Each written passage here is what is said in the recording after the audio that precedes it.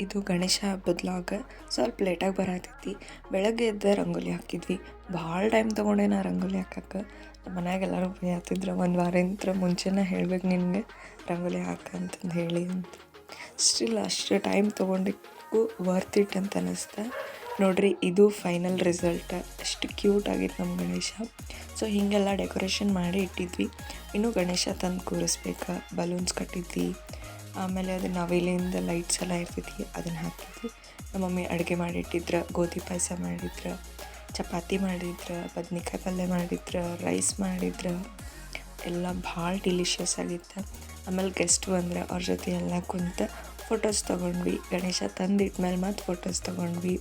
ಇವರ ನನ್ನ ಕಸಿನ್ಸ ಮಸ್ತಂಗೆ ಪಟಾಕ್ಷಿ ಹಾರಿಸಿ ಭಾಳ ಎಂಜಾಯ್ ಮಾಡಿದ್ರು. ಅವ ನೋಡಿ ಹೆಂಗೆ ಎದ್ರಿ ಓಡ್ಬಾರ್ದು. ಇದು ನಮ್ಮ ಏರಿಯಾ ಗಣೇಶ.